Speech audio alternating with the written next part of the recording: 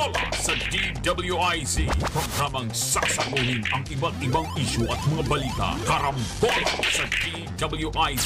Tatalakayin, hihimayin at pagtatalunan ang iba't ibang mga isyu. Karambola sa DWIZ. Programang pwede kang mag-good pero pwede ka rin mas-crash. At ngayon, narito na ang inyong mga karambulista at ang programa Karambola sa DWIZ.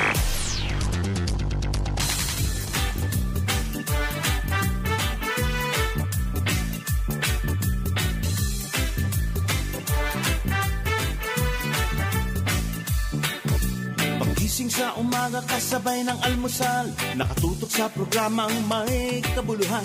Walang paligoy-ligoy, diretso na sa punto. Walang peke dito, totoong balita lamang. Astig na pananaw at malayang pamamahayag. Naguulat, hinihimay ang mga issue. Mga kababayan, ang inyong karambulista, Jonathan De La Cruz at si Conrad Banal. Oh, karambola, karambola sa DWIZ 882.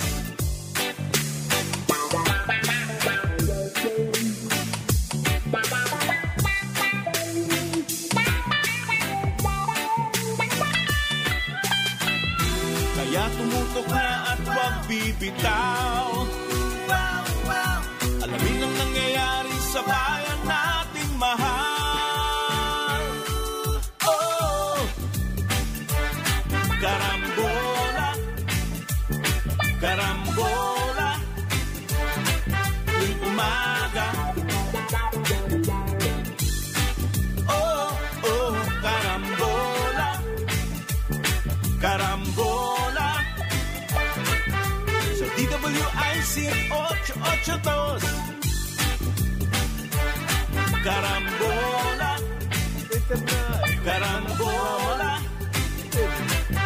umaga. Oh, karambola, karambola. Magandang umaga, Karambola. Aliw, Channel 23 at DWIZ 882. Wednesday, March 26, 2025. Ako si Conrad Banal, kasama natin Joel Laksamana. Good morning sa inyo. Good morning sa inyong lahat. Good morning, pare. Good morning. Mapapanood ang Karambola sa aming news website.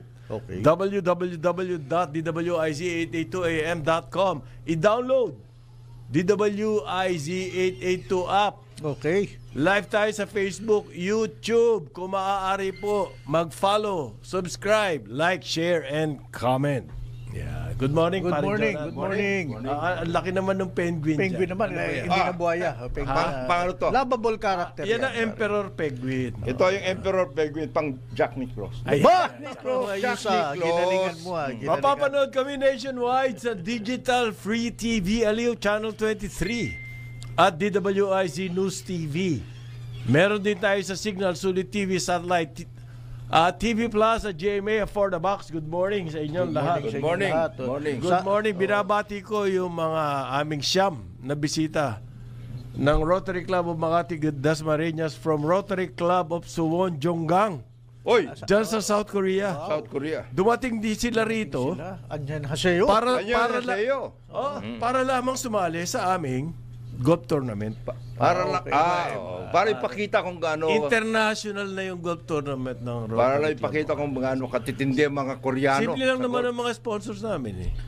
Kala ko naman sila yung community. Ang sponsors namin San Miguel.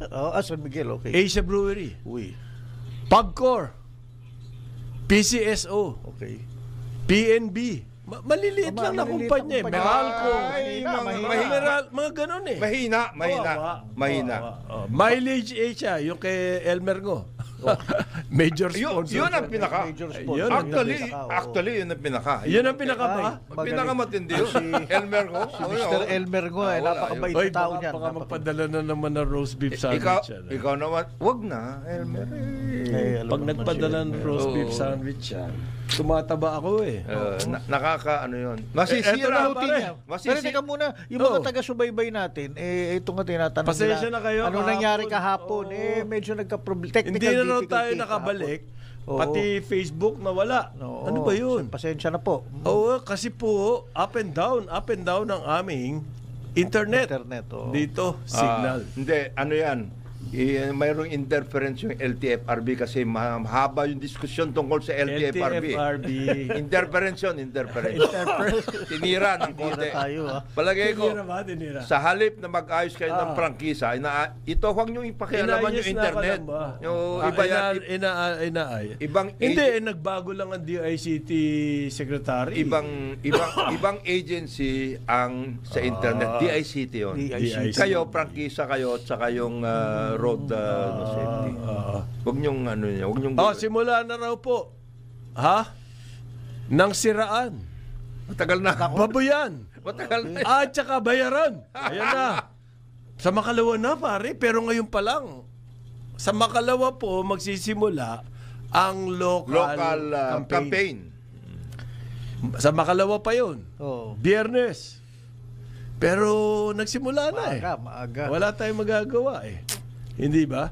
Sinasabi po ng COMELEC, para daw po maiwasan na magkagulo, magrespetuhan kayo mga kandidato. Tama naman. Ay, Tama good luck naman sa yun. inyo. Tama COMELEC. naman yun. Yan. Magrespetuhan daw. Yung siraan, bayaran, etc. Matagal na yan. Bayaran? Oh. Nagsimula na noon pa? Siraan. Ano ba? Bayaran. Ano ba yun? Babuyan. Matagal na yun. Matagal na yun. Halos araw-araw ginagawa. Hindi, minsan, may mga ano pa sexually Bro, napanood ko yung nag-viral sexual undertone. dyan sa Southern Luzon na nangyari. yun ang May mga sexual undertone. Wala nang ganun na yung buong talumpati hindi sa issues or nangyayari sa Kabayanan, dun sa Camarines Sur, o nabanggit ko tuloy yung probinsya, sa Bicol. Hindi tungkol sa sexual pare. innuendo. Ano yan?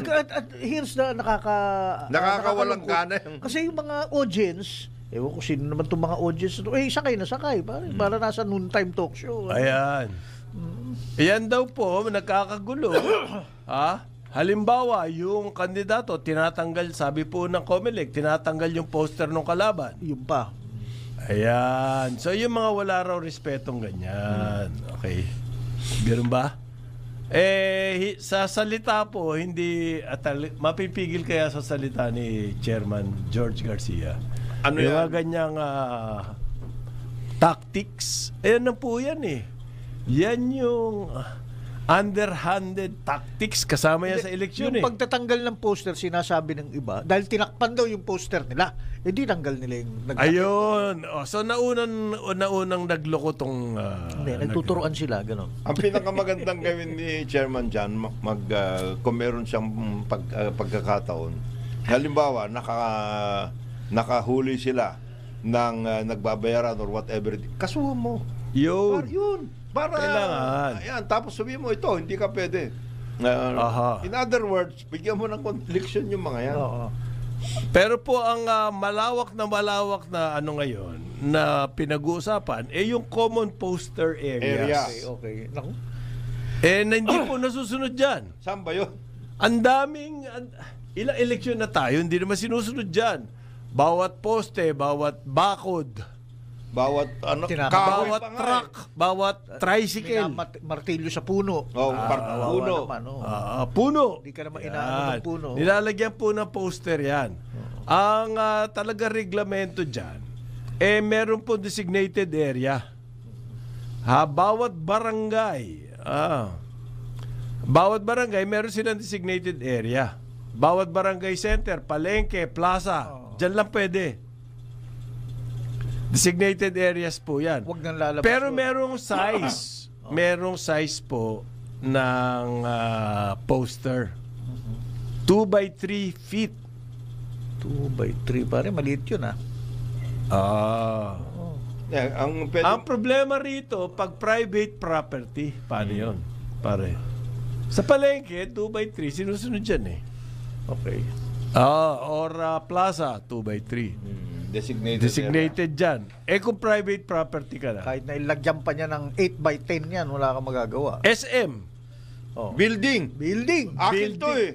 Building. Ang laki naman ng tarpaulin mo. Hindi, seriously. 10 stories. Electronic yan, electronic. Hindi labag sa election code. Hindi, private Private property yun eh. Nakalagay ba yun doon? No, pag Oo. private property, you can actually... No size limits.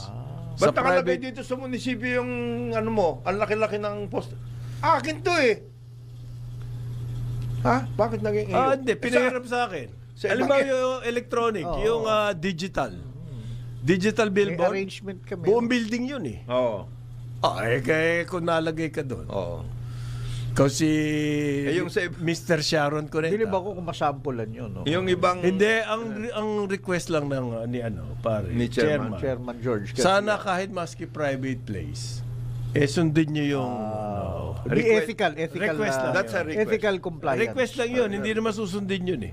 Yung sa public place nga na limit, hindi naman sinusunod eh. Para palang MSRP yan. Yan ang sinasabi ni Jonat, hindi kasi hinuhuli. Hindi inuuli. Yung nga yung sinasabi sa akin kanina dito, huwag ko kayo kung sa ibang areas kasi, kung nasaan yung bahay ng mayor, yun ang munisipyo. Ito po ang sabi ng Comelec. Pag nagsimula na raw ang campaign ng local sa Biyernes, yung mga illegal na poster, babaklasin yan. Yan. Let's see that happen. Abangan natin yan. Makikita po natin yan sa Biyernes. Pag hindi nyo ginawa yan, mawawala kayo ng credibility. Alam mo, pwedeng gawin, pati kung illegal na poster. Halimbawa, De La Cruz, nakalagay poster nasaya. Maling yan. Merong Emperor Penguin. Sabihin ng ganon. Kasuhan mo pa rin, pabayaan mo siya na May defend istorbo siya. may istorbo siya. Eh. Kasuhan mo siya. Gusto niya ba yun? Wala ka dito eh. Mali, hindi sir, nilagayan ng ko. Di bale, may kaso ka pa rin. May kaso ka. Yun ang dapat. Okay. Sa presinto ka magpaliwanag. May istorbo ka. Istorbohin mo. At least monitor your own ranks, police your own supporters. Pag sinabi mo, hindi yun, nilagay ng follower ko yan. Wala yan. Lahat ba na nangyayari, mamamonitor ng across the board Comelec yan Main. Across Parang the Jonat, board, lahat ng mangyayari sa buong Pilipinas, alalahanin natin, local elections to. Bawat sulok ng Pilipinas, meron yan. Involved to. Lahat ba yan mababantayan ng Comelec Main? Siyempre, yung Comelec sa district, meron yun. malaking papel. Saka LGU. Doon nagkakayarian pare sa district. May mga angas na kandidato, lalo na kung incumbent.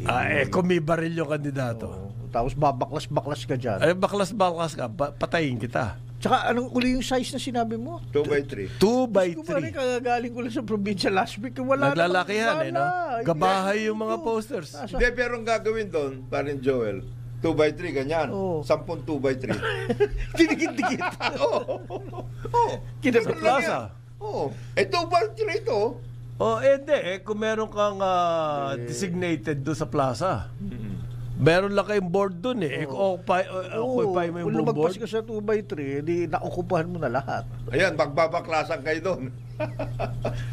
Bakit naman nandito? Bakit ikaw lang nakalagay dito sa designated area sa plaza? Ako nag-donate nito eh. Itong lupa na ito. Basta raw kabit ng kabit. Kaya pala yun. Basta hindi designated, kabit kayo ng kabit, tanggal din ang tanggal ang Comelec. Sige, yan ang... yan. Isa yun. Pero yung gusto nga namin, kasuhan nyo. Kasuhan nyo yun. Okay. Kahit ba, basta file lang ng file, may istorbo siya sa Kakalagay ng... bawat isang poster, isang kaso. Yes, dapat ganon. Tingnan natin kung paano sila mag-over. Meron bang manpower ang Comelec to do that? Sa LGU yan, kanila. In the age of social media, yan eh, mga poster at ano. Yung kaninang pinag-uusapan natin na babuyan sa mga meeting di Abansi, ganyan. Kasi ngayon, social media na nakukunan eh. Ano ang gagawin ng ng Comelec kaya doon? Ang hirap nun. May ebidensya. Ito, naka-video, ba-viral. Hindi na, unless sabi niya, fake news yan, na AI ako. Ayan, another lusot Issue yan. Another lusot issue. yun. Ngayon po, Iba pa yun, ano? Iba pa yun. Ayun, hindi ako gumawa niyan. syempre, kasama yung black prop. Black Sa lahat prop ng kung kampanya. tawagin. Ang problema natin, meron ng ibang medium for black prop. Yung tinatawag na internet. Yes. Maski hindi social media. Digital, via text. Hindi na po social media yan. Via text lang yan. Di ba? Meron ngang isang paring Conrad. Black prop. Ayan o. Ito. Bukas ay magdi-distribute ng isang 5 kilo package ng mga bigas. Itong ating punta ho kayo dito. Wala pala. Nagpunta ron Nagpunta doon tao. Ayun, di galit sa Kaya kanya ngayon. nangyari. Yan, oh. Text lang yan. Siyempre, text lang yun, pare. Text lang yan. Delikado yan. Delikado yun. Hindi na uso ngayon At saka kasi. mahirap patunayan yun, mahirap sundan ng Sino may sabi nga lubid. nagsabi niyan? Ewan ko, naglagay kayo. Yan. Problema yan. Problema yan. Ngayon po, kasama naman talaga ang Unethical media, naman nun, whether social media Or traditional. or Mainstream. traditional media. Oo. Yung black prop, nagagamit yan. Gamit na gamit yun. Yun, ibang istorya yun. Pwede mo sabihin kasing may connection. Yung a certain politician, may connection doon sa media outfit na yun. Okay? Pero pwede mo rin sabihin kasi, may mga media outfit, meron na sadyang bias. May sadyang bias na yun. Ibang usapan naman din yun. So, anong gagawin natin sa ganyang klaseng Well, atmosphere? a lot of Sa ganyang media klaseng outfits, if not all, may mga policy yan pag ganitong eleksyon. Walang outright campaigning for specific candidates or specific parties. Hindi naman nasusunod. Hindi. Well, they can go around that by espousing certain Advocacies. messages, advocacies na. Tapos sa i-quote kandidato. yung yun na nga yung bias doon. Kunwari, ang issue, halimbawa, Against bigas, time memorial pero na yun. kino-quote mo si Jonathan. Yeah. Obvious yan eh. Bongo calls for, Yeah. mga ganon. Ganon. Calls for. Actually, pero ang yung dami na politiko rin. yun, politiko yun nasa headline. Paano mo isosolve yan? Sasagutin ka ng editor, that's news. He is calling for increased support for rice production. Yeah. Oo nga, pero araw-araw, meron siyang istorya, si Bongo, araw-araw may istorya. Hindi, malasakit yun. Malasakit. Hindi nga. So, kailangan ganap. Yun ang sinasabi natin. Precisely, the point here is, kailangan po ang mga publiko ngayon, ang mga botante, maging mapanuri. Discerning. Discerning. Lang naman yun. How do we do that? Kung ang COMELEC natin tatamad-tamad sa voters education. Meron ka naman narinig na effort to educate the voters. But wait a minute, ibig sabihin, kasama dyan sa COMELEC directive, pwede nilang kausapin yung isang pahayagan. For example, na sumusobra kayo sa Wala silang karapatan na gawin Wala yun. silang kasi that's editorial Wala silang karapatan gawin yun. Interference yan. interference. Demanda nila. Pero sila ba aggrieved party? Hindi. Hindi na nila pag-aaksaya ng panahon yun. Yun na nga eh. Mahirap So, habulin ano ba ang pangontra sa mga ganyan? Di ba masasama yan para sa eleksyon eh? Ang akin, voters education pa rin. Yung voters education po final at wala tayong nahihita Pero dyan. alam mo, masabanggit ko lang, sa social media at least, ang dami ng mga tao talaga are pushing for voters education talaga na tandaan nyo itong mga sinabi ng mga kandidatong to or whatever bumoto ng maayos, pag-isipan nyo, boto nyo, parang ang kalat na kalat yung mensaheng sa social media o ano lang yan, again, I don't know kung pagdating ng polls hindi rin nasusunod. Ito rin sasabihin natin sa ibang kandidato. Huwag kayong magsasalita o gagawa ng istorya na out of character, hindi naman kayo. Halimbawa, hindi naman kayo Miriam Defensor Santiago o Rodrigo Roditete na nasasabihin, that's a joke. Hindi pwede. Out of character ka doon. Halimbawa, masyado kang at lahat iba. Tapos sabi mo, hindi, nagjo-joke lang ako. Hindi kasama yun. Hindi kasama. Mahahalata kayo. Pag sina Miriam, sina PRRD dati, Hindi nga, may kandidato, di ba? Oo. Ayaw ibalik yung pera sa gobyerno. Okay, ayaw ibalik. Ngayon, very concerned siya sa paggastos ng pera ng gobyerno. ng bayan. Ayan, yung sinasabi niya, out of character. Pero kinakagat eh. Kinakagat eh. Yun ang Yung problema ko dyan eh. Paano yung voters education? Nasaan na? Asan na yung mga civil society? Hindi, alam ko yung sinasabi mo kung Jonat eh. Kahit dun lang sa amin sa Sa inyo, Paranaque. oo. Yung bang, nung panahon ng pandemya, invisible man to. Ngayon biglang yung marami siyang Ang tindi ng advokasya dating, ang tindi na ng hindi naman dating. niya ginagawa dati. Hindi Ang naman tindi niya, ng dating. Yan. parang hirap So, eh. dagdagan natin. Babuyan, siraan, bayaran, Magkukunyari. pangakuan. Yan. Yan, dahil pangako ngayon. So, nagsimula na nga. Ang dami kong in-scan ko yung mga news. Ako, ang dami ng mga politiko. Karga-karga ng mga... Hindi, pero mas gusto ko yung sinabi ni Kong eh, na napaka-out of character ng mga advokasya. Doon sa dating ginagawa niya o ng pamilya niya, di ba? Whether it's a real estate conversion or wala. Environment, wala. Environment. Biglang naging advocate. Advocate Ng- ng land ng- use. Environmental protection. Yan. Kailangan suportahan natin ang mga anak ng magsasaka. Yan. Dahil gusto pa rin nila maging magsasaka. Ayan. Ngayon, meron din po warning ang Department of Education. Si Secretary Sani Angara. Ulitin natin Ang yan. mga public schools daw po, bawal ang kampanya kapag graduation or any any ceremony. Ilang beses ko na nakita yung grabe. Nako, grabe. From billboards to yung Congratulations, graduate. Bakit? Hindi, ano lang yun. Kino-congratulate lang. Bakit kailangan Mga pag bumaba mo na doon na... Kino-congratulate lang, pare naman. Ikaw naman, masyado ka naman stricto. Kayo ang pag-asa ng... Yan. Bawat daw po, teacher o maski na hindi teacher na sumali sa kampanya.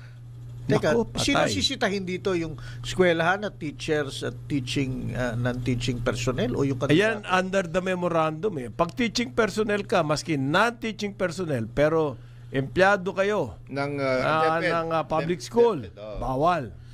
Paano naman kung biglang yung public school, abay, graduation ceremony sila, nagkaroon sila napakagandang venue na may mga sound system at ano. Hindi kasi na-donate, ngayon, halimbawa, yung isa paaralan, mag-graduation o merong maliit event, ang paaralan nila. humihingi ng Tulong. sponsorship. Sponsorship. Ang nag-i-sponsor dyan, karaniwan, Politiko. ay politiko. Ayun, doon na nadali. Doon na dahil. Most Doon na nadali. Huwag kayong magkakamali. Most outstanding graduate, etc. Hindi pala doon nag-aral dito pala sa kabila.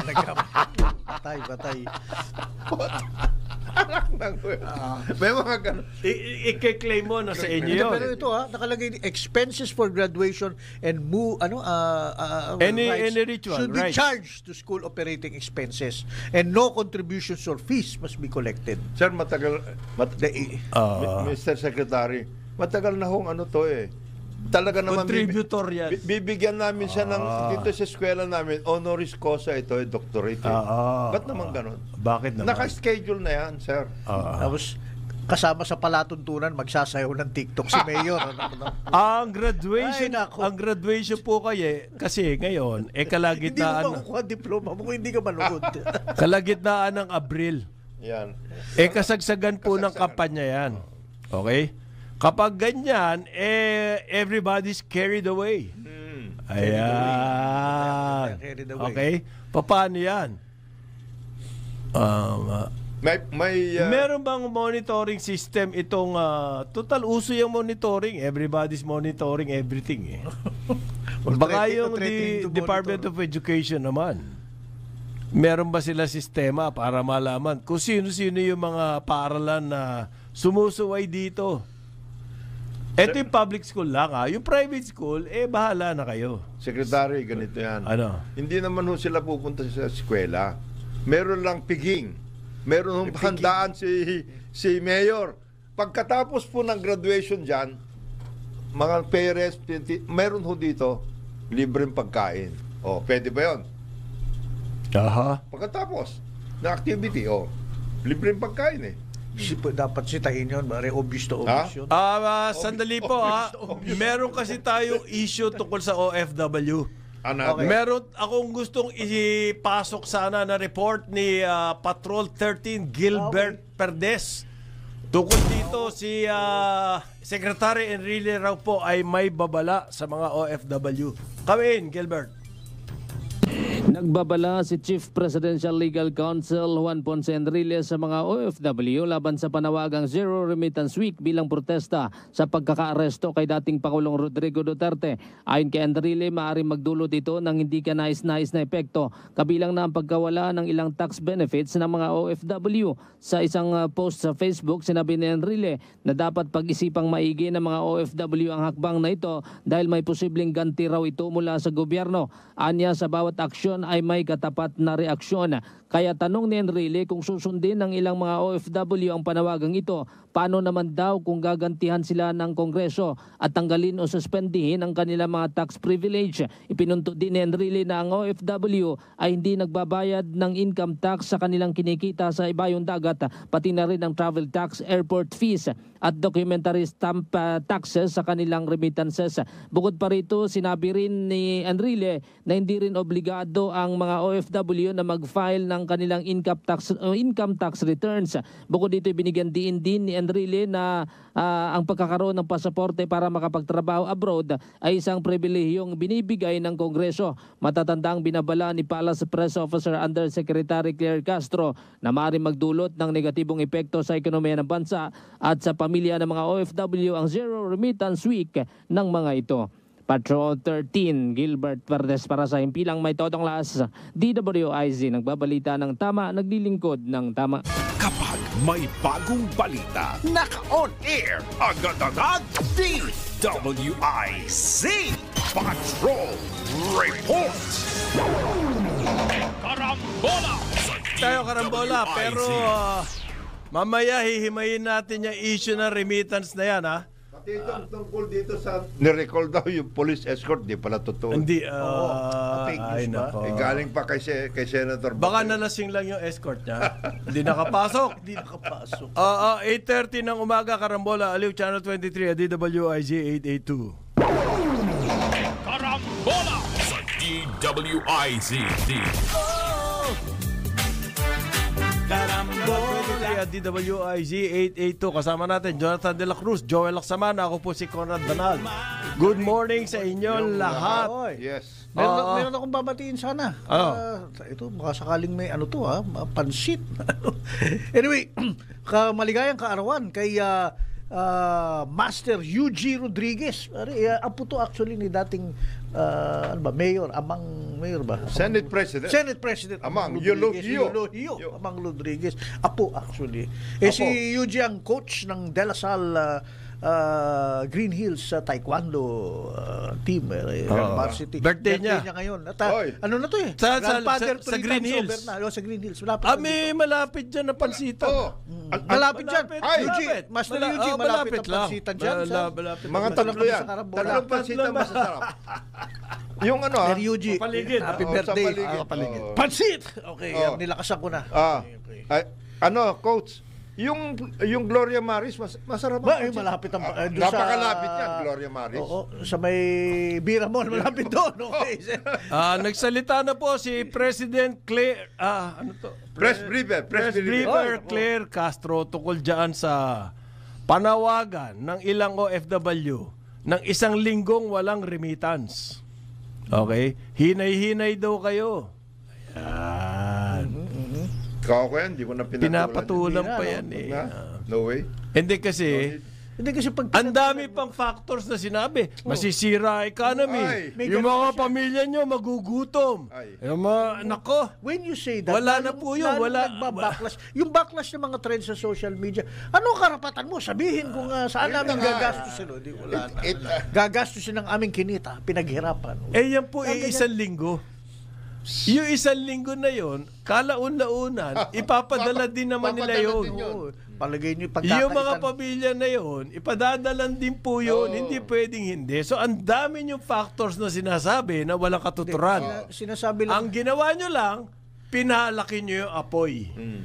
Hindi Ito daw. po ay Exercise sobriety daw. Kalma lang daw kayo. Yun ang sinasabi. Hindi, Ano yan isa sa mga statements niya yun. Isa lang yun. Pero marami pa siya ibang sinabi. Parang getting attention to yourself unnecessary. Ganon eh. Nakuha mo. Si Di ba, JP, pare? si JPE rin. Palagay ko hindi si JPE yun eh. Corpcom 101 yun. Palagay ko isang mga Press officer press din yun. officer niya yun. Actually, meron kasing Facebook site si JP, allegedly kanya yon sa Facebook. Hindi, meron- pero ang akin, napaka... Merong kasamang doon No, siguro. pero ang dami, Magawa. si JP doesn't talk that much. Pare na... Yung ganito? At saka wala siya po napakataas na ng level ng kanyang diskurso. makipagdebate sa isa-isa. Yung mga ganyang klase level, I doubt ko siya yan. Ako rin. I really doubt it. I Hindi doubt niya it. gagawin yan. Hindi niya papatulan. Pero kung nire-release ng press officer, maigi na ngayon ni-report natin para malaman ni JPE na Na may meron tanga. gumagamit. May tanga doon sa opisina niya. Gumagamit ng ano nyo. Ginagamit yung kanyang Facebook page Ayan. para gumawa ng katangahan. Alam niyo po, ito ay kasama daw sa protest. Sinabi na natin noon, no? Oo. Ang susunod na laban dito ay laban para sa puso't damdamin, kaisipan ng taong bayan. Yan na po ang laban. So therefore, expected nyo, meron sila mga ganyan sa Duterte na move. Okay? Ang ginawa nitong si President Press briefer. Press Briefer Claire, Pumasok. sinusugan pa, lalo pang Pumasok sa pinalaki pa yung apoy. Di ngayon, yan na ang topic. Pumasok sa patibong. Patibong yan, kumunoy nga eh. Patibong? Ano- Assist? Hindi, In-assist niya? dati na nating sinasabi to, si Secretary Claire tends to talk a little bit, pinapatulan niya Ayan. lahat Pinapatulan ng niya tanong na sa mga press briefing sa Malacanang. Okay na yung specifics lang. Again, she will explain. Hindi, in-announce ko lahat ng mga programa ng gobyerno at the So, start of the briefing. At tapos she even touched on the Duterte case. Unnecessary. Ang sinabi niya, yung ginawa namin, ayon lamang sa batas. Ayon sa'yo, kinukontest nga po, sinasabi nyo na ayon sa batas. Hintayin nyo Hindi na lang. kayo magsasabi niyan. Ang korte po ang magsasabi ko ayon sa batas yan. Hintayin nyo na lang. Ayun. O di ngayon, inupakan siya doon sa sinabi niya ayon sa batas. Paano ayon sa batas? Hindi nyo naman sinunod yung court process. At Yung mga, saka, ayan. Lumaki nga na yan? ng lumaki. That particular issue is about to leave the station eh. Tapos na yan eh. Yung tungkol kasi nasa korte na nga eh. Oo. Oo. Wala na yan. Umalis dapat. na yung trend eh. Umalis na yung trend dyan. Nado sa kabilang istasyon na nga eh. Ba't mo hinabol pa yun? Ba't mo pa hinabol? May mga taga-subaybay dito, napaka-bias daw natin against kay Secretary Claire. Hindi po yun eh. Ang punto namin, kasi alam niyo yung trabahong ganyan. Di umalis kayo. Corp ko. Hindi. Corp ko. Yung sarkasa mo daw, Sir Conrad, lumalabas. Si Pero Secretary yung- Claire ang pinag-uusapan. Kaya sinasabi lang Oo. natin na medyo dahan-dahan. Oo. Hindi, tama Kasi po. Tama, hindi, ito na lang akin. Oo, sige. Tama ba yung ginagawa niya para sa inyo? Kung tama yung ginagawa niya para sa inyo, at tingin nyo, wala kaming karapatan na criticize siya. Kung tama yung kanyang ginagawa, umalis na lang kayo rito kasi mali kami. Hindi lang Hindi yun. pala kayo sangayon. Hindi lang yun. Ang atin, nagmamalasakit tayo sa pamalaan. Oo. Kasi ayaw na natin magkaroon pa ng additional na mga mitsa, etc. Unnecessary. Ang papel po ng communications team ng presidente Lalo na sa or presidente. any government Yes. office is to inform. Or corporate actually. Is to inform. Yan lamang po. Walang iba, walang propaganda, walang is to inform the public. That's it, period. Sumusobra yung ibang, halimbawa, Do yung not put your opinion in the line. kamaka yung spokes ng Agri. Di ba? Kung ano-ano na sinasabi, tungkol sa farmers, yung gano'n. Hindi tama yun eh. Ang kailangan lang po natin sa kanila ay information. Dito in the case of President Press briefer. Press Briefer Claire, may komentaryo pa siya at may opinion eh. Ang nangyari, ikaw ang halimbawa, nagiging balita eh. In my opinion, sinasabi niya pang gano'n. Just on the issue of yung tungkol dun sa hindi na kayo sumunod sa processes. Pwede mo na sabihin, ano ho, ito po'y nasa korte na po. Yan ho. Ang position po natin ay ganito. Oo. Ngayon, yung position ng kabila ay Ganyan. so nasa court na yan. Yan. Hindi na natin pwedeng. Hindi ko na pwedeng pag-diskusyon yan. O yan na, tapos. Yun lang po hinihingi natin. Yun lang ang hinihingi natin sa press office sa mga comms ng mga ehensya kamukha ni President Claire at saka halimbawa yung si Arnel de Mesa ng Department of Agriculture na hindi na po nakakatulong sa information. Bagkos nakakagulo na siya pa. dati ni Senate President Gis Escudero. No? Oo, relax lang. Relax lang. I mean, Wala you ka have to opinion. volunteer all of that information. Hindi naman information opinion nga eh. Hindi, at saka you don't have to answer all questions. Right. Sa totoo lang. Ito po, sabi po ng Supreme Court, hindi daw po constitutional, unconstitutional. Yung gusto ng SSS na sa batas Okay. ng OFW, bayaran yung kanilang SSS contributions advance bago sila paalisin ng bayan. Nasa SSS Act po yan. Sabi ng Supreme Court, ay tanggalin nyo yan, bawal yan. Bawal yan. Tama yun. Ano yun? Pare, advance payment bago ka paalasin? Nailagay eh. Nailagay ba yan doon sa batas? Ano po to? RA 11199. Yes. Nailagay nila. Nailagay. Mabuti. Sino nagpalagay? SSS? Hindi. Well, siguro.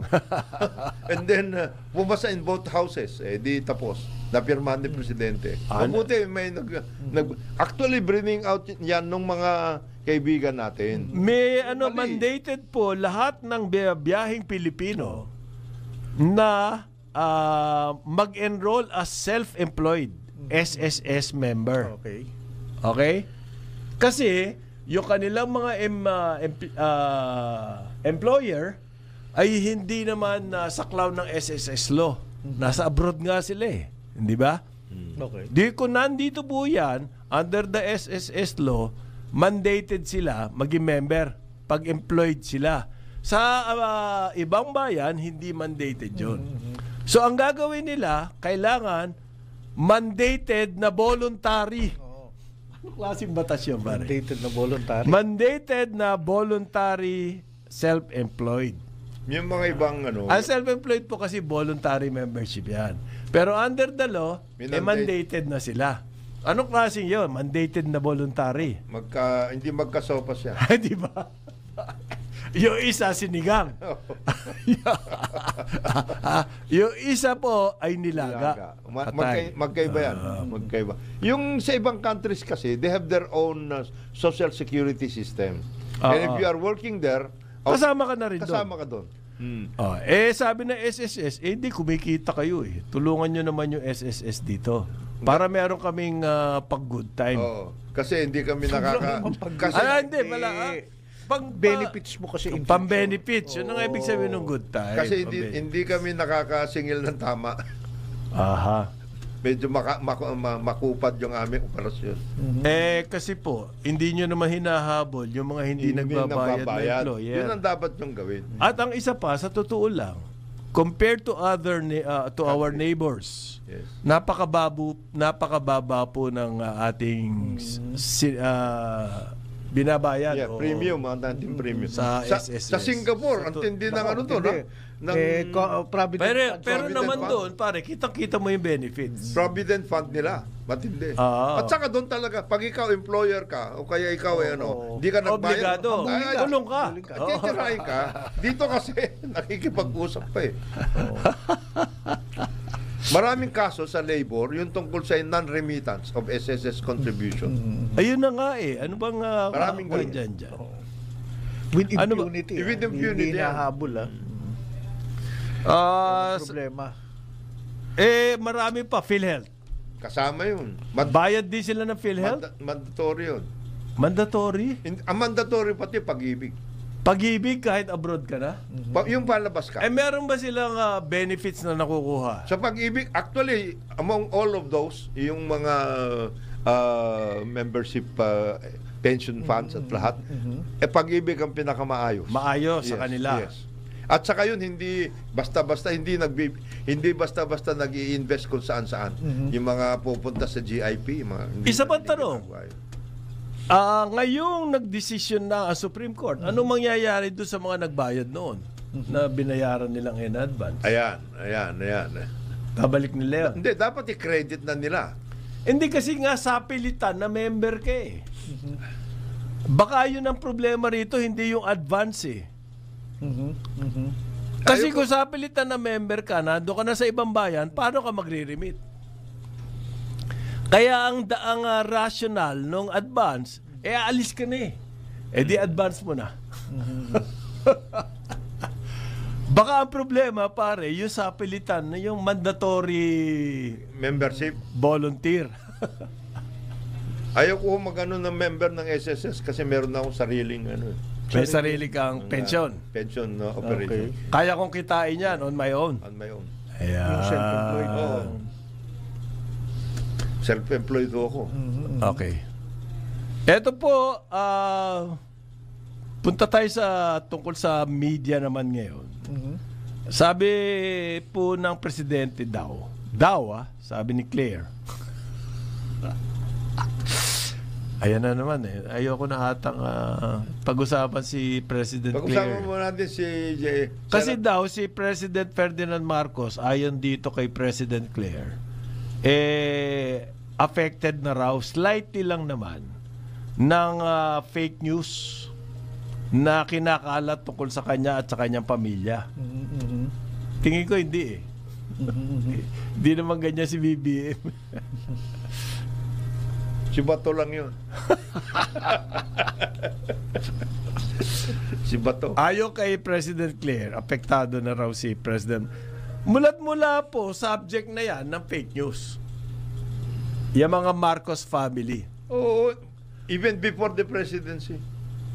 Even in the 70s. 70s, fake news na. Marami na doon. Katakot-takot po. Hanggang umalis sila, nagpunta Oo. na Hawaii. Katakot-takot pa rin. Kaliwat, kanan, barat ng media. Totoo, hindi totoo. Okay. While in exile, ganun din. Ganon din. Nag-governor yan Ano? sa Ilocos Norte. Ay, Ganun may ba? lalong inupakan. Oo. Kaliwat, kanan. Totoo o hindi totoo. Yan. Nung senador yan. Ganun din. Nung kampanya ng Oo. Vice President, adik, lahat, sinabi yan. na. Kompleto na yun. Okay? Hindi graduate Yan. Mga ganun. ng London. Lahat na. Binato na sa kanya.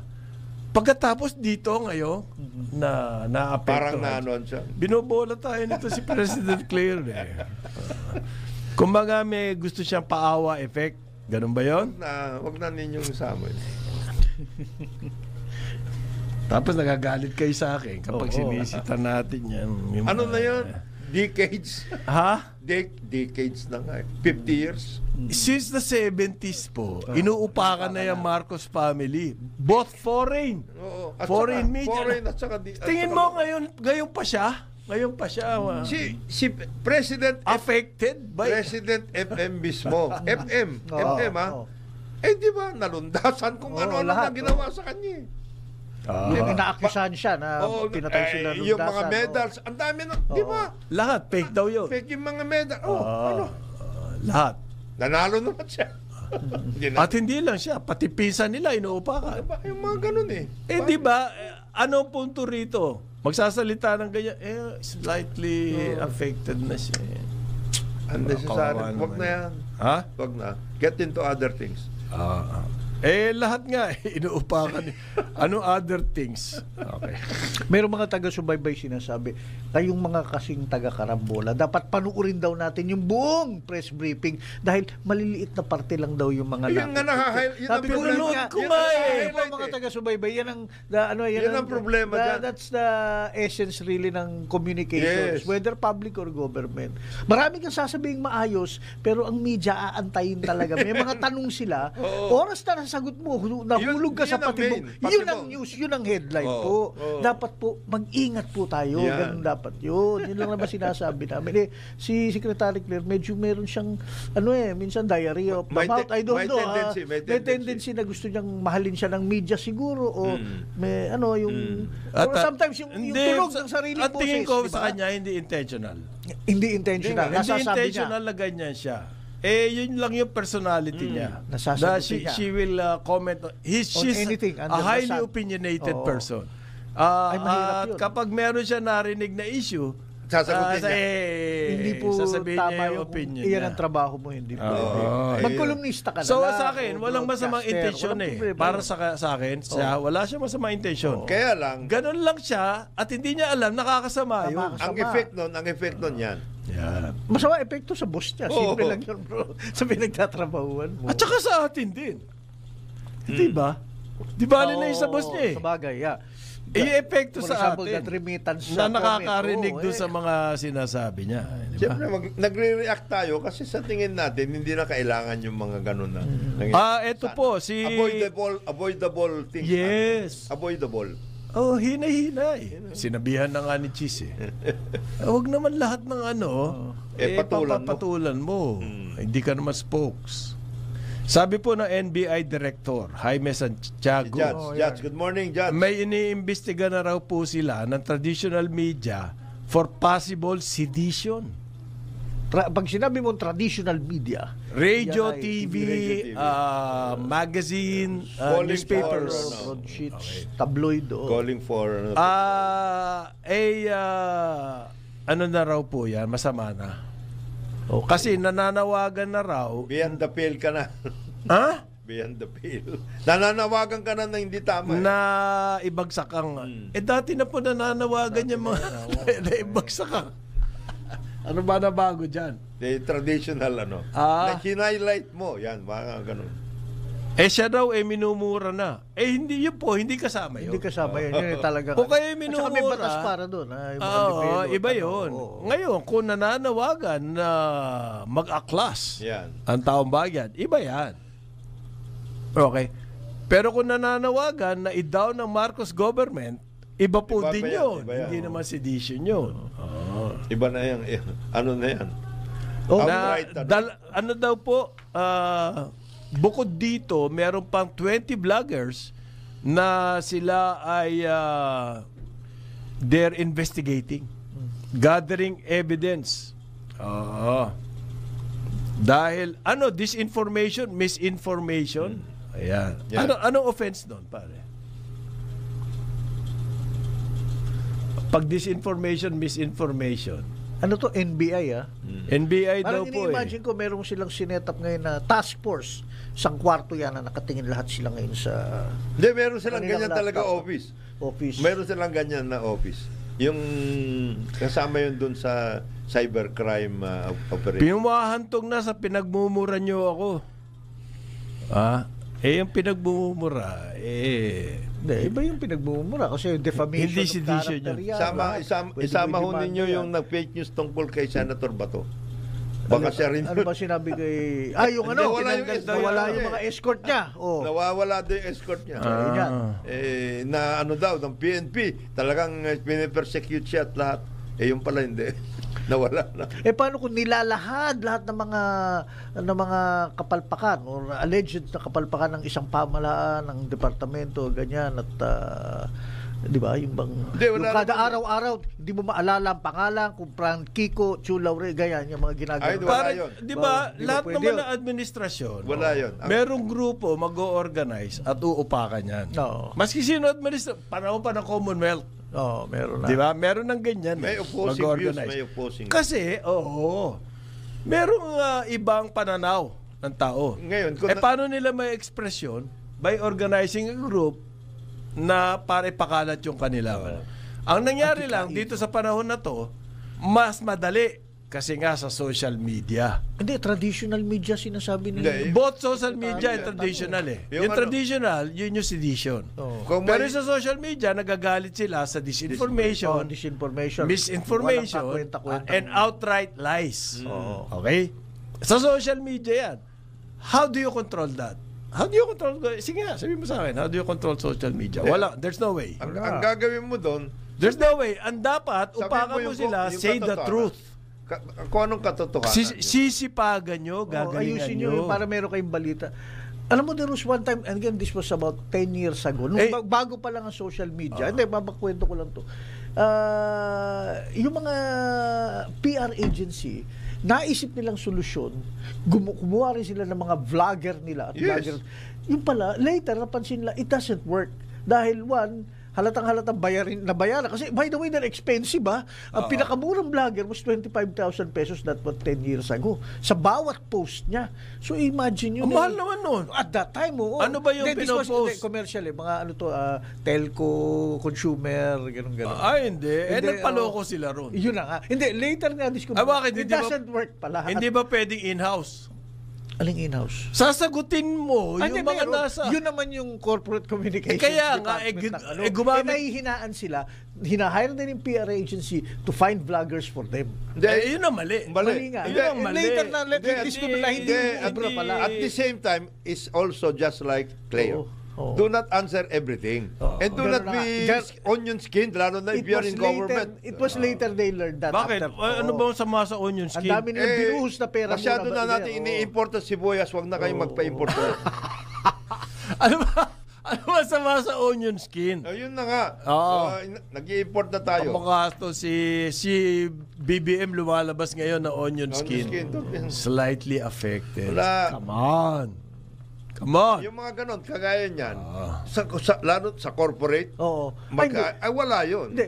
Ang yung mga kinukuha nilang vlogger, malumanay, magsalita, data, factual, No.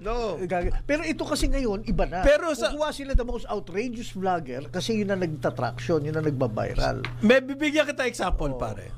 Ang San Miguel, wala silang vlogger. Very clear yan. Okay? Alam ko ang inside story. Pero nauupakan yan. Anong ginawa nila? Ang kanilang pinaka-credible na asset ay si RSA. Binigyan nila ng social media account. At si RSA ngayon, pinopromote yung mga project na San Miguel. Nabawasan yung banat. Ganun kasi nai-inform yung publiko sa publiko kung anong ginagawa. As an example, although mahina ang example yan. As we have always said, performance is the best PR. Yes. That's true. Ngayon, ikaw si Department of Agriculture. By the way, kasi hindi naman halos lahat ng CEO, hindi naman pwedeng gaya ni RSA. That's one. Number two, you will also notice si RSA, hindi niya pinapatulan lahat. He will pick and choose talaga yung ano. PR has always been like that, di ba? Performance and recognition, kaya ka PR Kung ikaw si Arnel de Mesa, ayan, isa pa ipopromote mo yung boss mo na ganito, nag-meeting sila. Nag-meeting na po sila at nagkaroon na ng agreement. Ganyan na arang silbi nun. Anong nai-inform mo sa public? Nagkakaroon ba ng pagbabago ng kaisipan ng publiko kapag sinabi mo nag-meeting na po sila at meron na silang agreement? Alam mo, mga baboy. Nung panahon ni ito natatanda ko, ni Kasani, pati si Secretary Tangko. Ang kanilang action, nandun sila sa field. Nakikita nila. Ang balita, yung totoo nangyayari. Ganon. Nagtingin, etc. Si Secretary, si Kasani, Escudero, veterinary medicine yun, doctor. Pumunta siya doon mismo at nag-uusap sila ng mga yun. Isa lang daw mission niya noon, sabi ni Kasani sa akin. Ano po? Ubusin ko lahat ng native na baboy kasi ang lakas kumain yan. Ang bagal lumaki. Mga ganon, Ay, di ba? Kung ikaw ang farmer, may realize mo nga, di ba, totoong fact na makakatulong sa production. Hindi yung nag-meeting tapos agreement with NHA. Anong kinalaman ng NHA? Another napakagaling na communicator, Dr. Juan Flavier. Let's do it! Ayan na. Ito na. Okay. Ang kinakampanya niya, eleksyon. Let's do it! Hindi po agreement, hindi monitoring, hindi... Nangyayari. In other words, action yun Action. Yan. Tapos lahat ng mga tao niya, on the field, yan, pag hindi ka gumalaw, pupuntahan kita. Ganun eh. So, yung campaign against... Teka muna, excuse. Paano kung magtsatsaleko ka at pupunta ka sa mga... Hindi yun. Hindi rin pwede yun? Wala yun. Ikaw Kasi na yung alam ng opisyal. tao, kalokohan yun. Pare, tawag namin dyan noon, showmanship. Showmanship.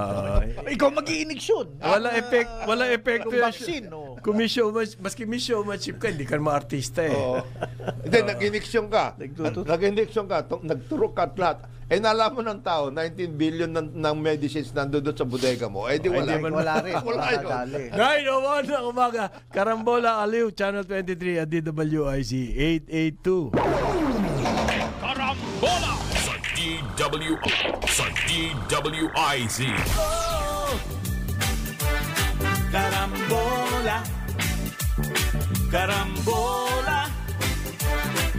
Balik tayo, Karambola Aliw, Channel 23 at DWIZ 882. Kasama natin Joel Laksaman. Ako po si Conrad Banal, si paring Jonat. Merong importanteng... Mission, no? ha? Hindi naman siguro pupunta ng... Ha? Magsasalita ba to sa media? Hindi naman. Hindi naman. Ang Department of Agriculture po, nag-meeting kahapon ata. Kahapon ba o nung makalawa? Hindi ko ba... makalawa ba? Sa Malacanang at... meron po kasing ang gusto raw ata malaman ano ba ang mga programa nila para masiguro po yung ating food security. Lalo na sa bigas. Kahapon pala ang mga bagong proyekto ng Department of Agriculture. So tinututukan na po ngayon itong Department of Agriculture kasama yung buong executive department, yung hanggang assistant secretary ate. At ang nasabi po ng Department of Agriculture, meron silang plano pa lamang, hindi pa nagagawa. Magdadagdag po daw ng cold storage. Tapos magtatayo ng mga food hubs sa iba-ibang lokasyon sa bayan. Nako, kailan kaya mangyayari to? Yun po ang sabi nitong si Secretary Darjo, Francis Chu Laurel Jr. Yan, yun po ang sabi niya. Na sana magawa yun, ano? Magkaroon ng mga cold storage. Logistics move po yan, no? Logistics, cold storage, at saka yung mga hub, warehouses, food hubs. Okay, logistics yan. Para ang mga farmers, meron na silang bebentahan. Walang bago sa production side, pare. Wala eh. Walang, basta ito yung warehouses at... hindi ba dapat comprehensive plan? Hindi pwedeng logistics lang? Hindi pwedeng warehousing lang? At saka food hub lang? Right. Hindi ba dapat comprehensive po yan hanggang doon? Magmula sa lupa, sa pagtanim hanggang sa tiyan natin. Dapat ganyan ang plano ng food security. Farm to table ang tawag dyan. Anong tawag? Farm to table. Sa akin, mas matindi pa yun. Hanggang sikmura na. Di ba? Kasi po, kung meron nga farm to table, hindi naman ayos yung pagkain. Dapat yun, nutritious din yung pagkain at safe. Hindi ba? Sabi po kasi ng DA, humihingi sila sa national government at saka sa Kongreso na payagan ulit ang NFA na bumili ng pumapel sa domestic market para po makontrol daw ang price ng bigas. Kailangan daw po ng NFA mga makabili ng up to 20% ng local rice harvest. Para daw po ma-impluwensahan yung presyo ng palay. Kasi ganito nangyayari, parang Joel eh. Okay. Ang baba ng presyo ng farm gate po ng bigas, umaangal lahat ng farm sectors. Yan sila FFF, yung yung Federation, yung at saka yung kay yung Rosendoso. Oo. Sinag. Sinag. oo. Yan. At iba pa po sectors, no? Maangal sila dahil ang baba. To the point, meron nga daw nabalita na mga farmers nagpakamatay. Dahil hindi nila Dahil, mababawi yung puhunan Dahil sa baba ang ng baba presyo. ng farm gate price. So, Okay. Suriin po natin anong dahilan yan. Ang sinasabi ni Secretary Chu Laurel, yun daw NFA, kailangan magkaroon ng power na mamili ng bigas. Wala silang power ngayon eh. So ibig sabihin, hanggat hindi nababago yan, pababayaan lang natin yung situation ng mga farmers doon sa 20%, doon sa 20 pesos ang per kilo ng palay. Impossible yung hinihingi niya sa ngayon. Di ba? Kasi kailangan pa po ng kongreso, may eleksyon, bago magkaroon ng kailangan ng amendahan yung batas dyan eh. Yan po yung rice tarification law. Ngayon, marami nagsasabi yan ang mali eh. Diyan nag-ugat ang lahat ng mali. Kasi noong pinasa po yan rice tarification law, inamin nila na masasaktan ang farmers dito. Kaya nagtayo sila ng RIIF, Rice Industry Investment Fund. At yung malilikom daw po pera na mula sa taripa sa rice tarification law ilalagay sa pag-boost ng efficiency ng farmers sa mga para lalawigan. matulungan daw yung mga farmers. Yung farming inputs, fertilizer. So ibig sabihin nila, talagang lugi-lugi yung mga local farmers kapag binukas mo yung flood of imports. Kasi nga hindi sila advanced, hindi sila modern compared let's say sa ibang bayan. So inaamin natin 'yon. So bakit pa rin binukas? Okay?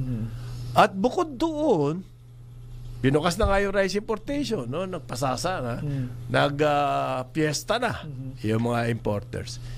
Ibinaba pa yung taripa. Anong dahilan po ng dalawang measures na yan? Ang dahilan yan, alang-atlang sa ating mga consumers. Tayong hindi mga farmers. Para sa atin, kaya kailangan maging malaya na o libre na o bukas na ang importation. Kasi dati kinokontrol yan nga eh. Kasi nga, hindi mamamatay yung local farmers. Ang dahilan yan, para daw makinabang tayo, magmura ang bigas. Bigas. Sa mga namamimili, tayong Nangyari ba yon? Hindi Naman nangyari yon. Bagkus nga, tumaas pa ng husto. Maling estratehiya. Tumaas pa ng husto, 60 pesos. Merong, yung dating binibili ko ng 44 ay 60 pesos na ngayon. Yung dinurado. And yet, ano ang ating mga measures? Ang sinasabi po ngayon ng DA, kailangan daw amendahan yung batas para itong NFA. But that's a short-term thinking. Ang dapat talaga tulungan sana yung food production natin doon mapalakas. Kasi daw po wala silang magawa. Kasi daw walang kalaban-laban yung NFA. Tapos, limited pa raw ang budget ng NFA. Ayan. Sino ba may kasalanan niya? Nakatutok sila doon sa NFA lang, na solution no? Alam mo, nung pinirmahan ni President Rodrigo Duterte yung rice tarification, siya mismo sinabi niya, meron siyang doubt. Agam-agam. Kasi tinulak lang yan nila, tinulak yan nila Dominguez. Sunny Dominguez. Pero yung presidente mismo, kasi di ba nakikipag-usap yan privately. Kami, naimbita kami dyan ni Paren Jojo. Sa Malacanang. Nakikipag-usap siya. Na, although, sometimes, pag not for quotation, hindi niya sinasabi niya.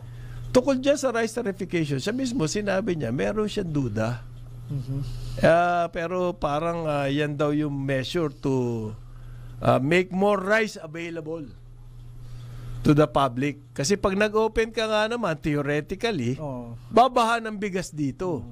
Ay, wala yung factor doon ng at a price na hindi naabot ng mga consumer. Hindi, paano yung factor ng merong kartel? Ay, hindi. Kailangan ipulis mo naman yun. Kaya kailangan nga, bantayan mo yun. Yung measure ng rice tarification, it assumed na everything else is equal. Hindi naman equal everything else eh. Meron nga kartel eh. Ay, maski nga, tuwing merong rice crisis, yan ang lumalabas eh. Merong kartel. Kasi ang simple lang yung kanilang nakita dyan eh. Ang baba ng farm gate ng bigas, ng palay, napakataas ng pasa sa mga retailers. Noong mga wholesalers. Noong ibig sabihin, noong middleman. Panahon ni Ramos na na yung kartel na exposed na yan. Sinabi pa nga yung mga pangalan eh. Mukhang naka-recover na sila eh. Nawala na yun. Nakapag-campaign pa ng open importation, tarification na lang, tariff, nawala yung sense ng tariff kasi tinulak nila balisakan, ibaba ang tariff. Di doble-doble yung tama ng farmers. At the same time, wala kang mailagay doon sa yung fund, yung napantulong sa farmers to modernize their... Baka dapat po, bukod lamang doon sa logistic, ang pagkulang ng pansin mismo ng DA, yun nga yun sa production side na magkaroon ng modern at talaga masigasig na promotion ng modern techniques at lahat. Conrad, kailangan i-reimagine yung entire agriculture bureaucracy. I agree, but when do we start? Diyan nahihirapan si Secretary... when do we start?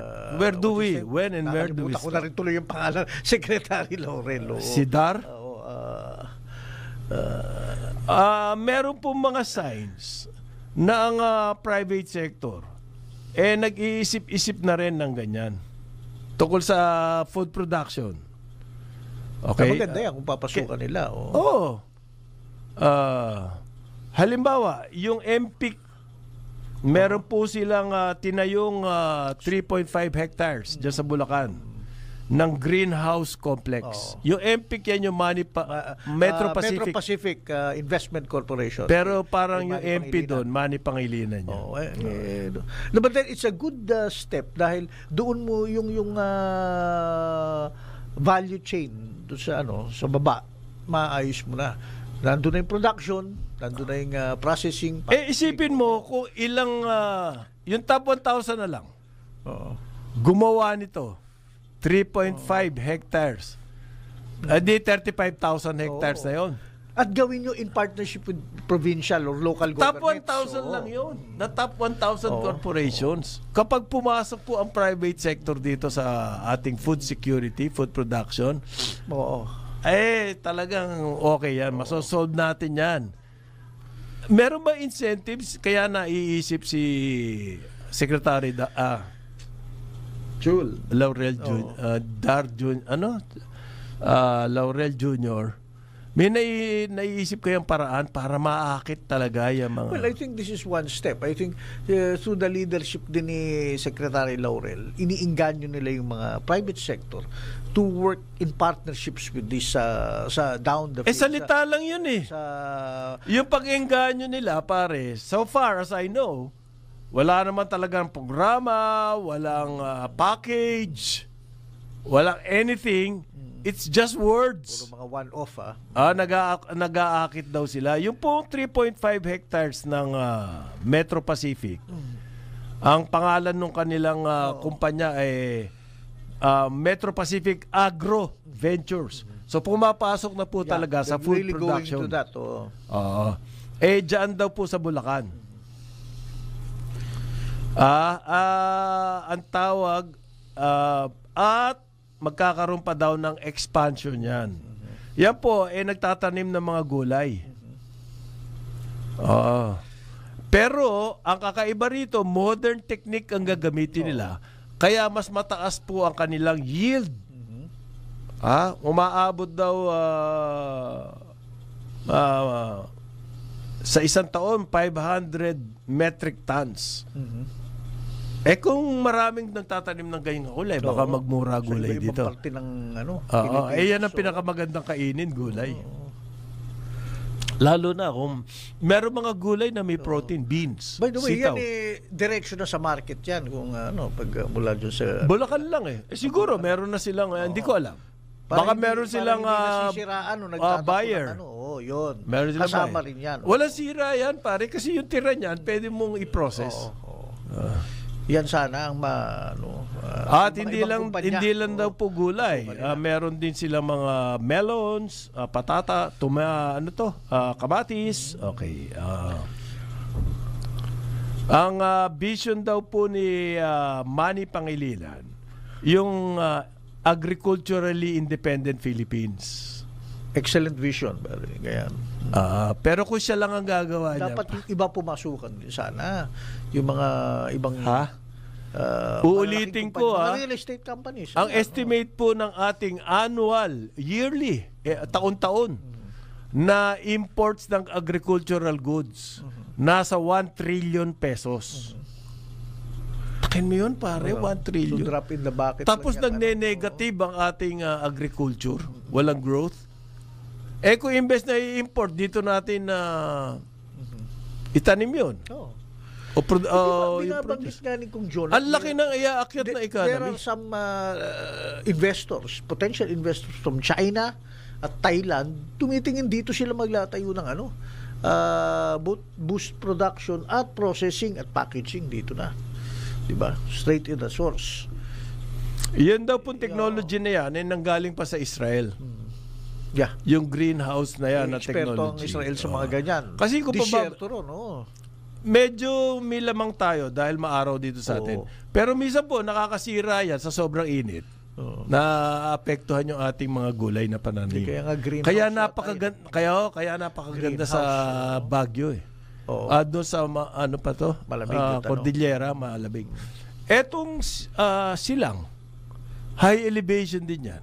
Ganda magtanim ng gulay dyan. So, meron po technology daw na nanggaling pa sa Israel.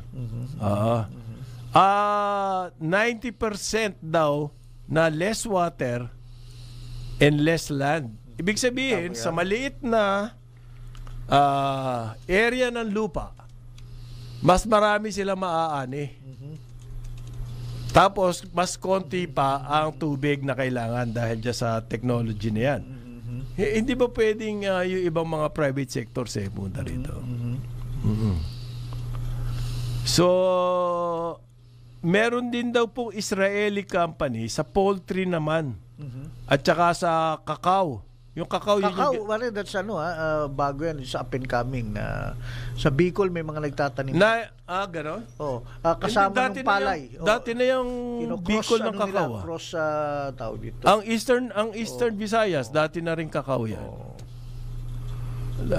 Kasi panahon pa ng Kastila, di ba, tsokolate Right. Pero in commercial production ang iniisip nila. Saan? Sa Bicol? Oo. Nakalimutan ko tawag, kinocross sa plant nila with palay din at other fruit trees. At ini-encourage ng ng Department of Agriculture over there.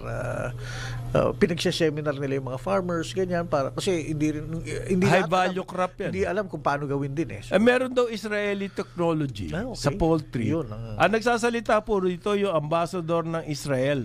Okay. Ilan Flus. Na-interview siya nga dahil na-launch nga yung greenhouse nito si MVP diyan sa Bulacan. Meron siya sinasabi na meron daw pong iba pang project, poultry naman, at saka sino kaya private sector? Dapat malaman poultry, natin yun pa-research natin yan. Kasi po dyan, yan ang kinabukasan natin. Pag private sector ang pumasok dyan sa food production, sigurado may mangyayari. Di ba? Eto ang walang kakwenta-kwentang. Nagsalita na naman po, sasabihin nyo na naman, binabanatan natin. Si President Claire. Ano naman sinabi ni President Claire? Kapag daw po nabukas na yung Cavite-Laguna Expressway, yan yung Calax. Oo. Sa south ang bukas niya.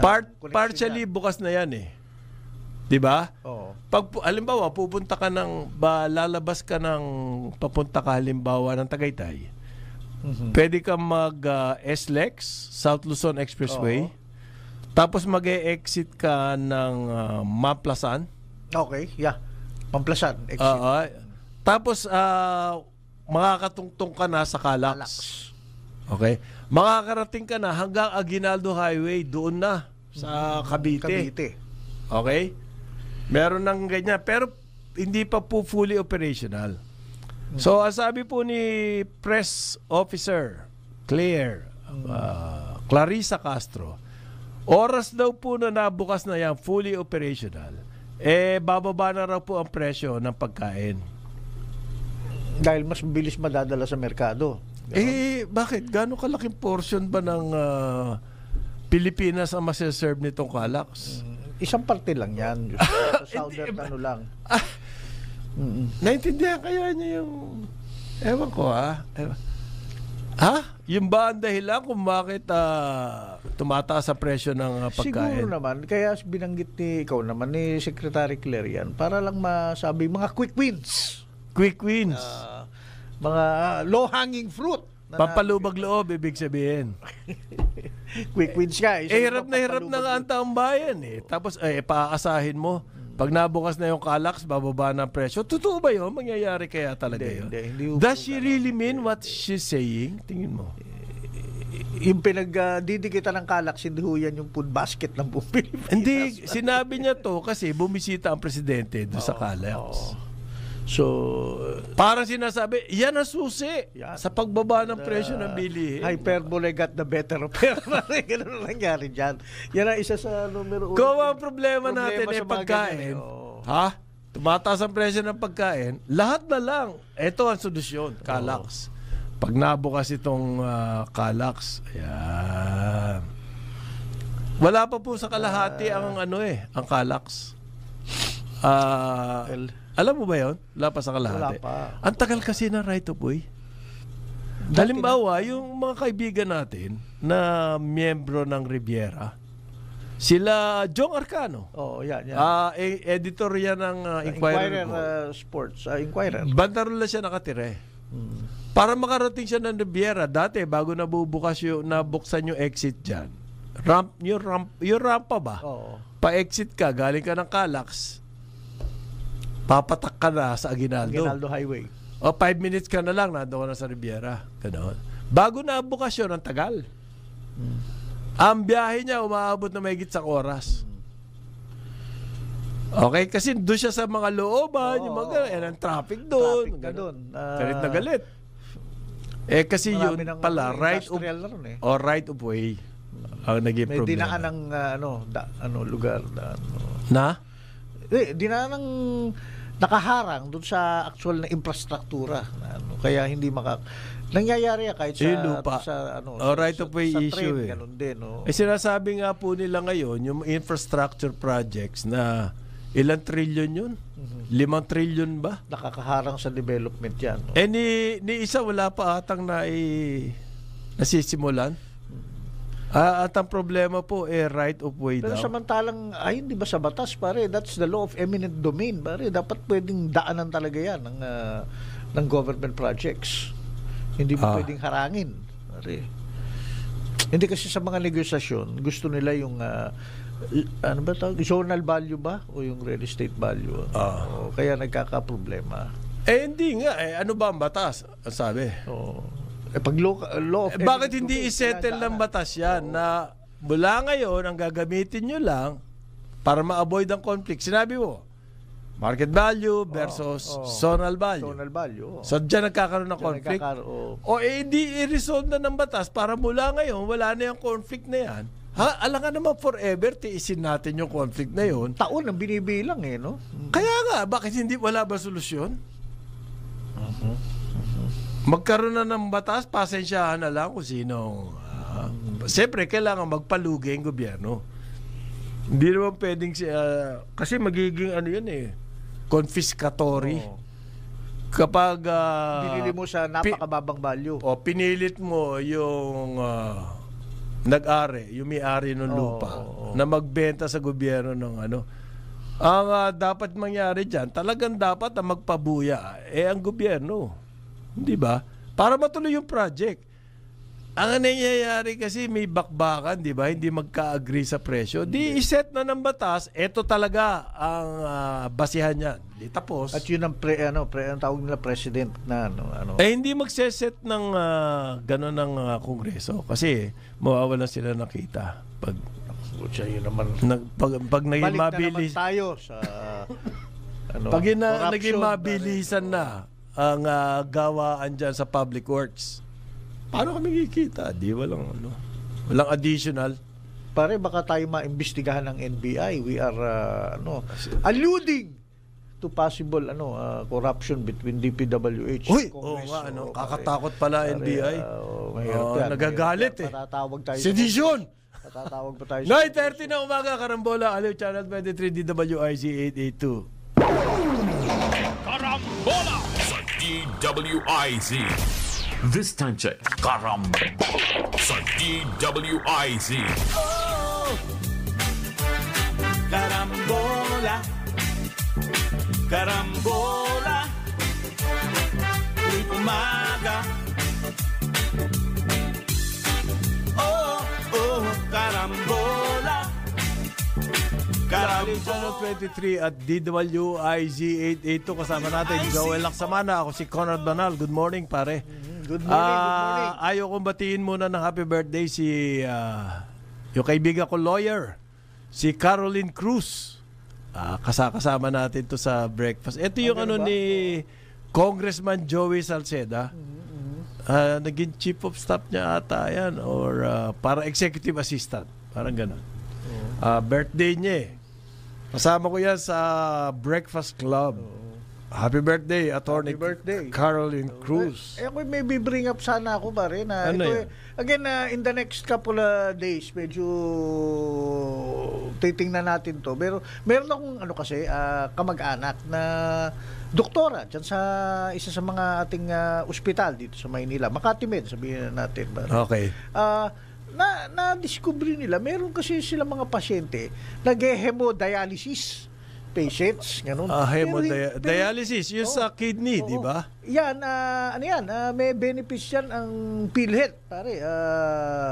Amounting to 17,500 pesos a year. Coverage siya kasi 6,500 pesos worth of per dialysis session. So magkano 70,000? Oo. Yan, a year? Ay, ilang session lang yun? Oo. Yan may git 10. Oo. Now, ilabay isa. But that's not the point. Kahit pa paano, meron. Now, na-discover nila, merong mga hindi Pilipino na pinafile nila sa PhilHealth yung kanilang... Sino nagpa-file? Mga ito tinuro niya, mga Hapon pa nga on turista. Hindi. Now, according to the law, para sa Pilipino lang yan, pwede yung foreigner kapag retiree na nag-retire na rito. Tsaka may registration niya retiree. Or sa Philippine Retirement or may work visa yung nagtatrabaho rito. So, pwede. But then again, kailangan mag-apply sila. But ang turista... Mag-apply sa Pag-ibig. Sa PhilHealth. Sa PhilHealth. Pero kapag ikaw ay yung tourist, ganyan na estranghero in other words. Hindi ka pwede yung mag-file. Meron silang papeles, meron silang card na ipapile. Nasilip nila ka muna. Hindi ka naman nasilip nila. Sino nagfa-file? Yung taga Makati Med o sa Tagalabas? Tagalabas. Bakit tinatanggap ng Makati Med? Hindi nga nila tinanggap, pero sabi nila, bakit mayroong papeles to na, sabi na, saan ang galing? Nakakuha ng papeles. Meron sila. So sa loob ng PhilHealth galing? Yun na nga, sinabi ko, kung tinagtanong siya sa akin kahapon. Kung tsaba nung grupo na yon, yung mga Hapon na yun, kung tsaba yung hospital, nadali na. So, So hindi malayo, may mga ibang hospital na pwede yun. Precisely, parang tip of the ice cream nga. Now, I want to look into this more, pero yun na nga. Kahit Tignan si Kung natin Jonah, yan, imbestigahan natin sabi yan, niya, ha? Nako. aba, hindi makakakuha ng papeles siya kung hindi dyan sa PhilHealth nakuha. Ang dami, another kalokohan Para tayo sa PSA, again, kapag retiree may work visa pwede. But dadaan pa rin. Mag-ano ka pa rin, magpa-file ka sa PhilHealth. Pero hindi pwedeng turista. Kaya, and nakakompute mo, 78,000 worth of benefits yun na dapat mapupunta sa taxpayer na Pilipino. Oh my. There you go. That's a tip of the Makatakot iceberg. yan. Pero we will look into it a little bit more, pare. Okay. Sa good news, pare, sa mo si Alex Ayala. Oo nga nakarating na nga ng quarterfinals. Pero si Siatek ang kalaban eh. Si Iga. World champion yun World eh. champion yun. Makita natin. Tsaka bata at ano. Pero meron ako nakitang photo. Si Alex Ayala.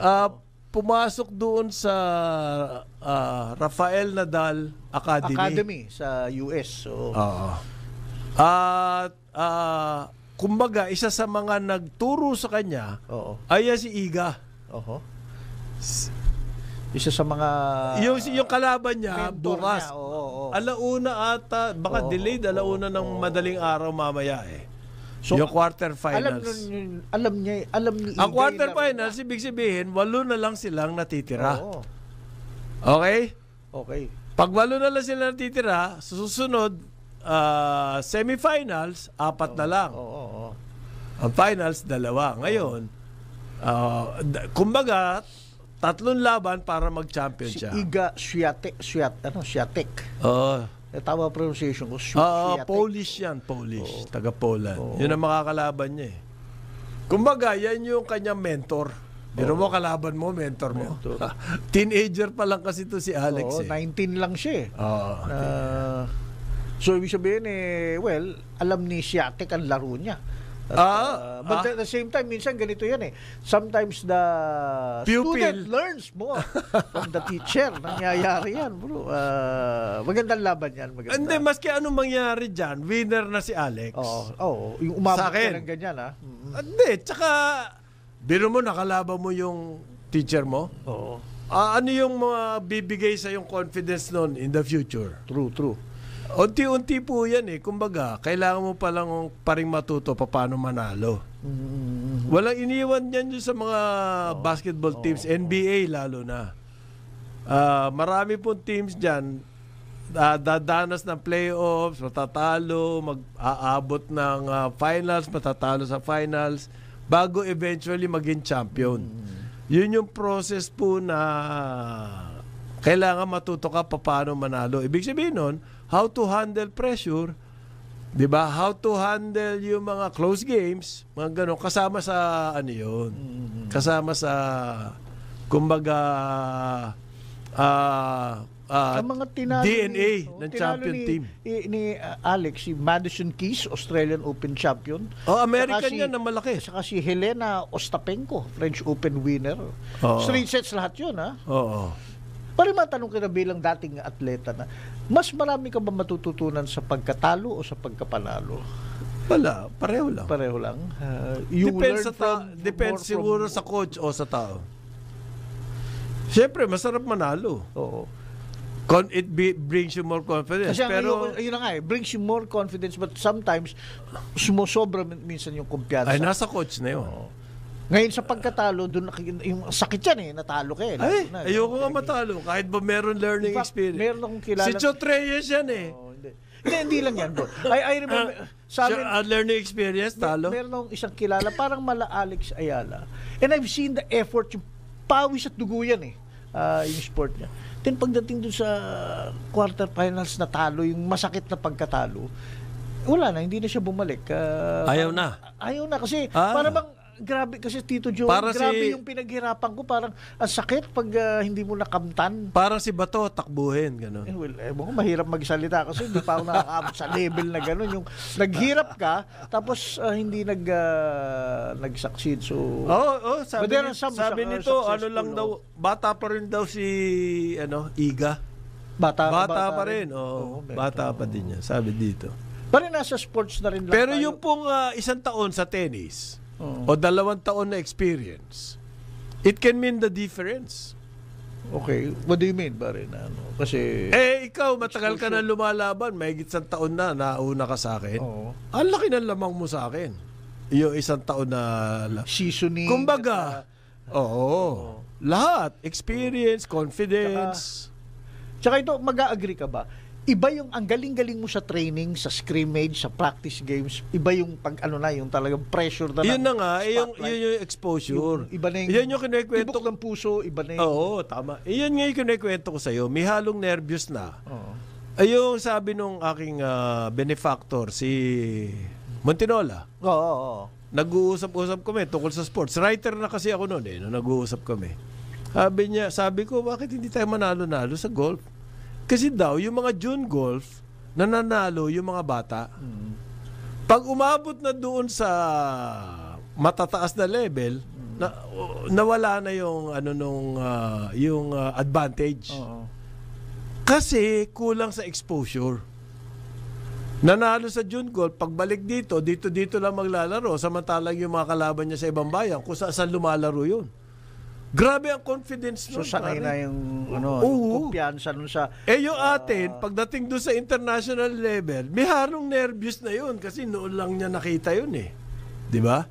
Yun yung nagagawa na exposure. Yun ang kulang sa ating sports. International experience ng mga may talent tayo. Kaya si Obiena, swerte yan eh. kasi ang dami niyang napupuntahan. Ayun, pinadala siya talaga nung asosasyon para mag-train abroad at doon mag-compete na mag-compete. Di ba? Si Yulo, napunta ng Japan. Nagkaroon talaga ng matindi exposure. Ang maswerte sa atin, yung weightlifter na si dito lang yan eh. Si Dilin, no? Si Dilin Diaz, Diaz, di ba? si Dilin Diaz. Pero yan din, pininance din Oo, niya, nag-training marami sa rin siya Malaysia. Oo. Yun Marami ang rin siya mahalaga, yung exposure eh. Meron ba kaya tayo meron mga programang gano'n? Wala naman eh, no? Meron naman. But kailangan gastusan mo. There are some major companies, corporations na talagang pinopondohan nila yung mga atleta. Like what? Para hindi, si Enrique Rason, di ba? Sa golf. Sa golf. MVP. MVP. Di ba, San Miguel. Sponsor, San Miguel, ganyan. Yun ang... Yung iba, kailangan, paano? Oo. SM. Wala. Yung mayayaman, Mega World. Meron din. Yung mga malalaking real estate. Well, here's the thing. A lot of them nga lang, local, NCAA, support. UAAP, ang NU, malakas, SM yan. Dahil sa SM. Hindi, pero more than that, paring Conrad, again, you were a former athlete. Isa sa napansin ko siguro, baka hindi lang nasabi ni Montinolo, baka kasama rin sa exposure, there's something merong naghihiwalay sa mga champion, yung mga Hindi, meron bata. meron There's a mga heart na talagang puso. May tao natural na malakas ang loob. Manny Pacquiao, pwede ko sabihin. Ganyan niya si Manny, natural na buo ang loob. Meron naman talaga natural na ayaw ng ganon. Ayaw ng pressure. Yun yung sinasabi mo, yung umaayaw. Yung takbuhin nga. Yung ganon. Right, masakit. Now, nung kausap ko... Si Manny Pacquiao, ang middle name niyan, pressure eh. Here's another thing. Bibigyan kitang example. Si Manny, middle name, Bibigyan pressure. Isang example. Merong nagkaroon ng tournament dito sa Pilipinas, sa baseball, ganyan. Abay, natalo yung Korean team dun sa Philippine team. Mga close fight. Abay, yung coach, iniwan yung mga player niya dun sa Nung Korean. At unang-una pinagsisigawan, may sampal pa. And then pinabato yung pitcher dun sa tapos na yung laro. Sabi nung magulang, nung baseball player, mga bata to sabi, alam mo, tingnan mo yan, Joel. Hindi ko naman gaganyanin ng anak ko. Gusto ko nga enjoy nila ang laro at ganyan. Kasi that's I think the difference Tayo sa atin siguro, ayaw nating mahihirapan yung mga anak natin, mga atleta. Hindi gaya sa Hindi ibang naman kultura, lahat. talagang push You kailangan. cannot generalize. Hindi lahat. Hindi ko sinasabing lahat. Pero there's something different. Marami dyan, disiplinado mga team. Oo. Totoo. Kita ko yan. Nakita ko. Maski sa barangay level lang. Okay. Ini-impose kasi yun ang number 1 discipline. Oo. Maaring cultural yun sa Korea. Oo. Maaring sa kanila, ang form of discipline, yung ganon. Oo. Hindi mo pwedeng gawin sa Pilipino. Mag-extra work ka. Extra work. Di ba? Sa atin, ang disiplina, iba siguro, ibang level naman. Nandiyan na yung ang number one pa rito sa atin kasi yung kasama na rin yung disiplina ron. Yung chemistry, kung team sport yan, ang number one na inaalagaan dyan, yung chemistry, magkasama-samahan kayo. Walang away, nagtutulungan kayo, and everything. That's and then and therefore lahat ng obligasyon nyo sa team, including discipline, tsaka yung putting yourself in condition. Kayo magtutulungan. Mas sa atin mas umiiral yun. Natatranslate Yung into camaraderie na sinasabi. Hindi yung puro professional. Sa Korea, kasi regimented society yan sa bagay. Di ba? Maski Japan, regimented society yan. Pero so ano yung meron si Alex na parang, di ba kasi she's been in that on the circuit for quite some time. May natural talent yung bata. Ang bilis eh. Di Pero ba hindi siya nag-aayaw. quick check, quick. But other than that, I know, I've watched that. Talagang At saka hindi athletic, ayaw, talaga hindi may talent. ayaw. Hindi siya nag-aayaw. Hindi rin ayaw. Siguro bata pa lang yan. Hindi natin alam eh. Oo. Kung ano nakita, may mga nakakita, may ano to Yung bata. mindset, yun, that's the last thing siguro itatanong. Ano ba ibig sabihin nun? Ang hirap discuss niyan. Yung sa akin yung mindset, it comes from experience.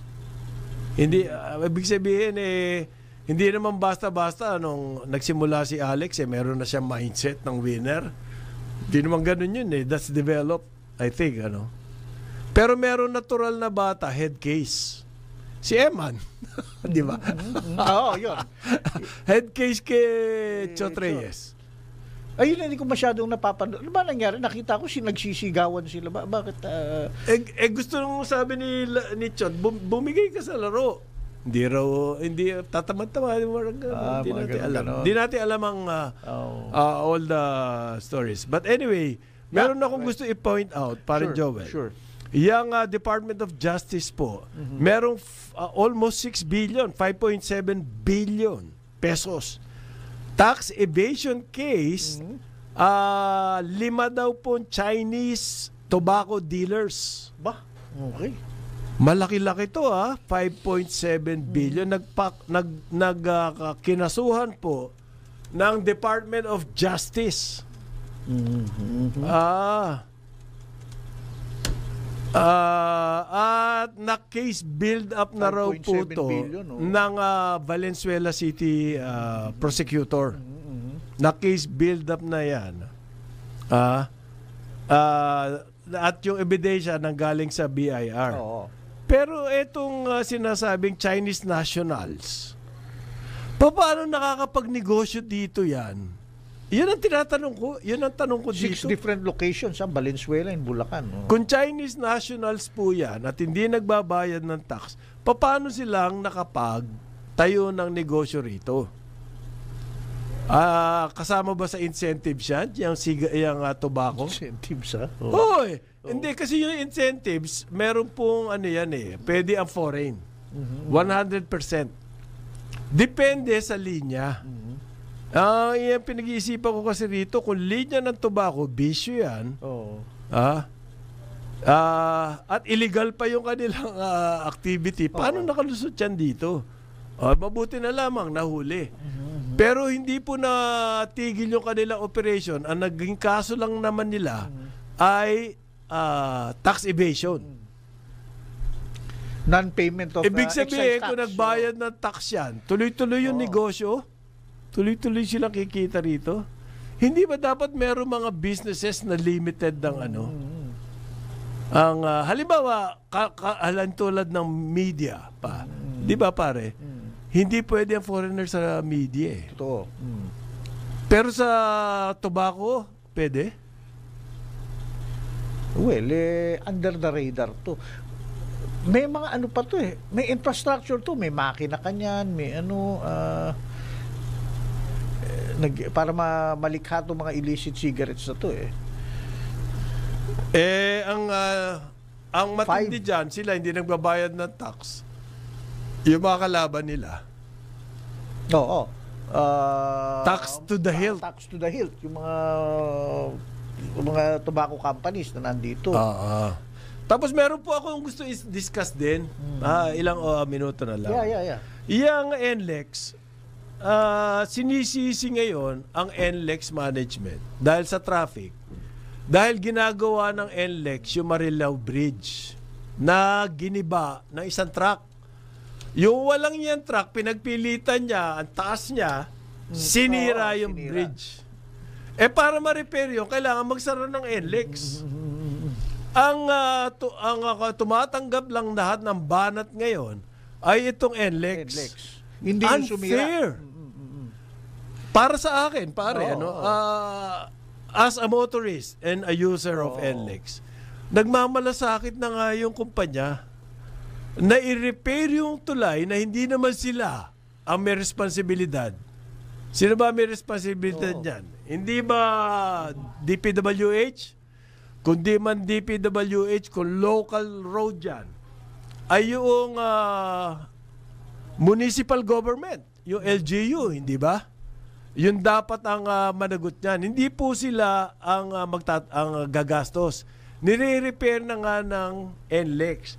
At mabilis lang ginagawa. At nagsara sila. At ngayon, sila pa ang inuupakan. Sa akin naman, unfair tayo. Right. Sino ba umuupak? Yung mga wala namang kaalam-alam, magsasalita-salita dyan, hindi naman nila naiintindihan yung sitwasyon. Marami pong ganyan kasi. Magko-comment, hindi naman nila alam kung ano nangyayari, kung anong punot dulo. Sa banatan yung ano. Ang binabanatan yung NLEX. Yung toll operator. Ito lang para mag-exceed siya sa limit restrictions ng truck Violation na. Violation na yan At klaro ang magreglamento dyan. Ba't niya pinagpilitan? Ang dapat managot niyan yung kumpanya ng truck Dapat siguro i-charge yung lahat ng gastos sa pag-repair ng tulay doon. Ang problema lang kasi yung istorbo sa mga motorista. Siyempre, sino bang nasa frontline dyan? Ang nasa frontline po dyan, yung operator ng NLEX Expressway, which is the North Luzon. MPT, Metro Pacific Tollways. Metro Pacific Tollways. Sila binabanatan ngayon. Kung saan na napupunta yung usapan.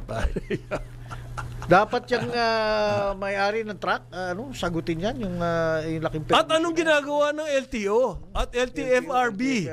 Another aksidente po ng truck, kung hindi man makapatay, ang truck, mabuti ka, naninira ng infrastructure. Walang na-disgrasya dyan, truck yan.